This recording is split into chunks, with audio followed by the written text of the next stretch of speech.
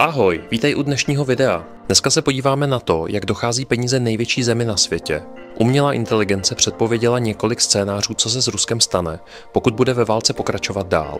Tohle video vzniklo i díky tipům, které mi píšete. Takže jestli máš zajímavý nápad, určitě napiš. Podklady na toto video jsem získal z veřejně dostupných zdrojů. Všechny odkazy ti dávám do popisku.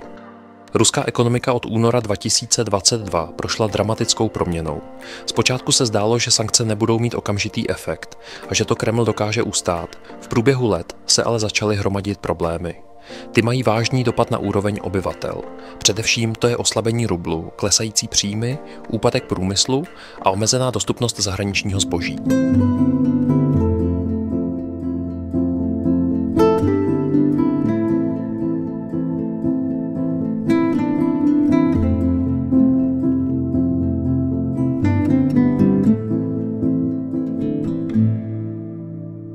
Pokud tě zajímají témata na mém kanálu, určitě mě začni odebírat a další obsah uvidíš jako první.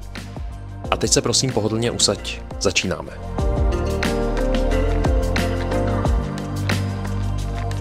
Příjmy Ruska z prodeje ropy a zemního plynu v posledních letech zaznamenaly významné výkyvy.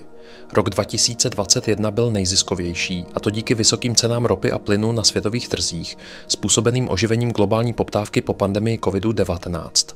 Podle údajů ruského ministerstva financí se příjmy z ropy a plynu v roce 2022 snížily o 24%. Přitom se suroviny stále ještě exportovaly do řady evropských zemí. Nicméně po invazi na Ukrajinu v roce 2022 se mnoho z nich snažilo snížit svou závislost na surovinách z Ruska. To se následně začalo orientovat víc do Asie. V roce 2023 se příjmy zvýšily o 21%. A to především díky zvýšenému exportu do Číny a především do Indie, které nahradily evropské zákazníky. Kromě toho se našel způsob, jak obcházet sankce, například prostřednictvím stínové flotily tankerů a prodeje ropy přes třetí země. Něco podobného dělá i Severní Korea. Do popisku ti dávám odkaz na video, kde se dozvíš, odkud přesně pochází severokorejské příjmy a jak vypadá skutečný život v této zemi. Podle odhadů ruské vlády měly příjmy přesáhnout 11 bilionů rublů. To by představovalo nárůst o 26% oproti předchozímu roku. Nakonec to bylo podobně jako předchozí rok. I tak díky oslabení hodnoty rublu a zvýšení ceny na světových trzích to patřilo mezi ty ziskovější roky. 1. ledna 2025 došlo k zastavení dodávek plynu přes Ukrajinu, protože ukrajinský Naftogaz odmítl na základě ukrajinské vlády obnovit smlouvu s ruským Gazpromem po jejím vypršení na konci roku 2024. Tato situace ovlivnila dodávky plynu do Rakouska, Maďarska a Slovenska. Na letošek se tak předpokládá, že příjmy budou podobné jako v roce 2023, nebo možná ještě nižší. V roce 2026 se očekává další snížení na více jak 10 bilionů rublů a v roce 2027 ještě nižší. Hlavním důvodem poklesu je plánované snížení daňové zátěže pro společnost Gazprom, největšího producenta plynu v zemi. Počítá se, že pokud se rapidně neupraví výdajová stránka nebo se nenajde náhrada za vypadlé příjmy, bude mít toto rapidní snížení vážné důsledky pro chod celé země. Sem dám ještě vsuvku. Umělá inteligence spočítala, kolik přesně dostala Ukrajina peněz od roku 2022. Je to souhrn hotovosti, zbraní a humanitární pomoci. Udělal jsem k tomu zajímavé video a odkaz ti dávám do popisku.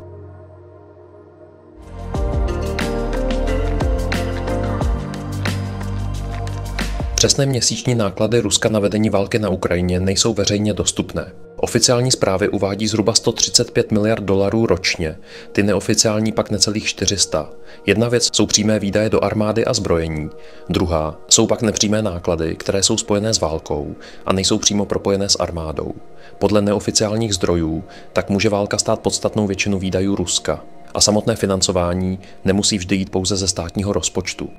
Takto významné výdaje způsobují rozpočtový deficit, který v lednu a únoru letošního roku dosáhl více jak 30 miliard dolarů. Pro financování všech zvýšených výdajů se musel Kreml obrátit primárně na Indii, kam od roku 2022 navýšil dodávky ropy i plynu. Ty paradoxně musí prodávat s výraznou slevou a ve velkých objemech. V roce 2024 také výrazně zvýšili daně z příjmu fyzických osob z dosavadních 13% až na 22% a pro firmy se plánovalo zvýšení daně z příjmu z 20% na 25%. To má negativní následek, zvýšení inflace. Aktuálně dosahuje téměř 10% a pro letošní rok přišlo varování, že může dosáhnout až 20%. Všichni jsme si mohli před několika měsíci vyzkoušet, co to znamená. Zvýšené ceny za cokoliv, co si člověk musí nebo chce koupit.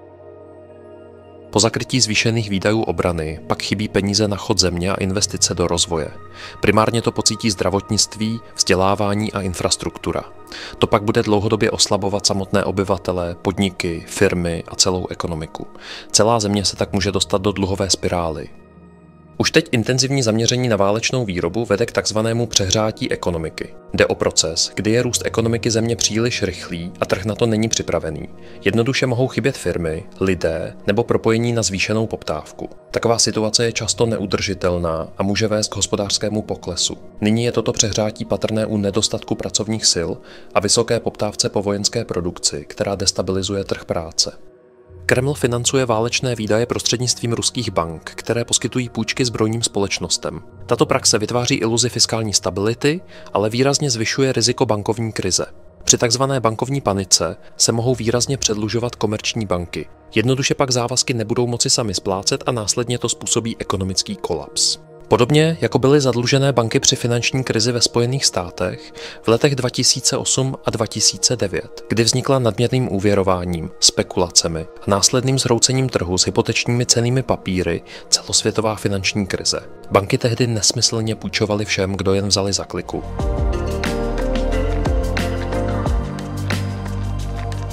Ptal jsem se umělé inteligence, jak vidí vývoj v Rusku a odpověděla mi toto. I když nelze přesně předpovědět, kdyby mohlo dojít k hospodářskému kolapsu, pokračující válka a s ní spojené finanční zatížení zvyšují pravděpodobnost vážné ekonomické krize v Rusku. Především, pokud v tom bude Rusko pokračovat. Celá zátěž může vést k těmto důsledkům.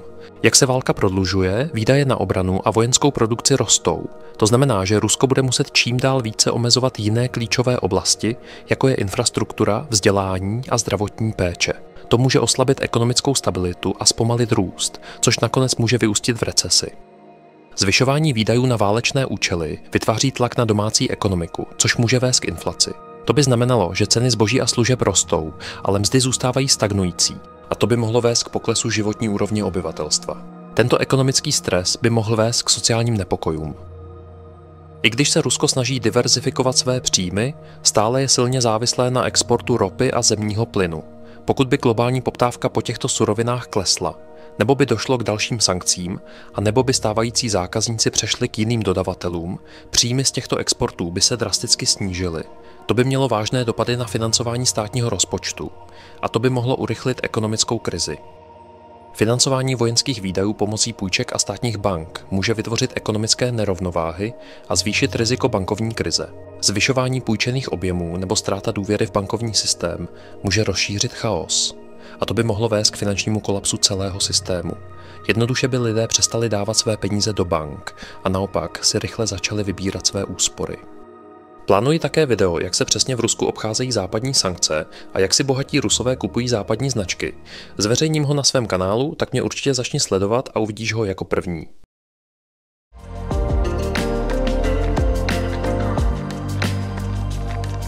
Jedním z nejviditelnějších dopadů války je kolaps ruské měny. Před válkou byl kurz zhruba 75 rublů za dolar, zatímco dnes se pohybuje nad 80 rublů. A před několika měsíci dokonce výrazně nad 100. Ruská centrální banka navíc zvýšila svoji hlavní úrokovou sazbu na 21%. Pro představu Česká národní banka v lednu oznámila snížení na 5,43%. Příčinou pádu rublu a počáteční krize je kombinace několika faktorů. Po uvalení sankcí mnoho zahraničních firm přestalo v Rusku podnikat. To vedlo k masivnímu odlivu kapitálu. Ruská centrální banka zavedla přísná opatření na kontrolu pohybu měny, aby zabránila dalšímu úniku financí. Dlouhodobě se ale ukázalo, že taková opatření nestačí. Evropská unie, která byla největším odběratelem ruských energetických surovin, postupně omezila a částečně zastavila jejich dovoz. Moskva sice našla nové trhy především v Indii a v dalších asijských zemích, ale musela prodávat vysoké objemy se značnými slevami. Vydělali sice jednorázové peníze, ale významně to snížilo příjmy ruského státního rozpočtu. Vysoké výdaje na vedení války, sankce a ztráta klíčových zdrojů příjmů přivedly ruský rozpočet do deficitu. To znamená, že vláda musí vykrýt rozpočet jinými příjmy. Pokud však už nic nemá, musí natisknout nové peníze. A právě to oslabuje rubl, zvyšuje inflaci a dostává celou ekonomiku do spirály. Pokud totiž jakákoliv vláda na světě zvýší množství peněz v oběhu nekontrolovaným tiskem nových bankovek, sníží hodnotu měny. Pokud množství zboží a služeb zůstává stejné, ceny začnou růst. Lidé budou mít jednoduše více peněz na utrácení, ale nabídka zboží se nemění. Extrémním případem je pak hyperinflace, kdy měna rychle ztrácí hodnotu a to způsobuje hospodářský kolaps. To můžeme vidět například v Zimbabwe nebo ve Venezuele. Obyčejný chleba tam stojí miliardy dolarů. Centrální banky proto musí řídit peněžní zásobu pomocí úrokové sazby nebo regulace bank, aby zabránili destabilizaci ekonomiky. Samotným tiskem nových bankovek tak znehodnocují svou měnu a dostávají se do ekonomických problémů. A jako jsme před chvílí řekli s umělou inteligencí, to může vyústit v nedůvěru bankovního systému a následný finanční kolaps. Lidé by přestali dávat své peníze do bank a naopak si rychle začali vybírat úspory.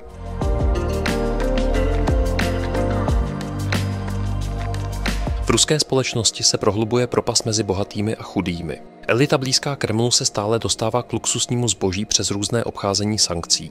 Jak je konkrétně obchází, se dozvíš v dalším videu, které zveřejním v budoucnu na svém kanálu. Běžní občané musí bojovat s vysokými cenami a zhoršující se kvalitou života. Pro představu máslo stojí v Rusku 54 korun. To je nárůst od roku 2021 o 66%. O 80% se zvýšila cena brambor a kilo hovězího stojí už 190 korun. Ještě před 4 lety přitom stálo něco kolem 100. Vysoké ceny jsou teď vlastně za cokoliv. I za zboží, které není nutné k přežití, ale běžný Rus si pravidelně kupuje. Například pivo teď stojí o 60% víc a půl litru vodky přes 130 korun. Desítky procent zdražení je vidět také u elektroniky, aut nebo luxusního zboží.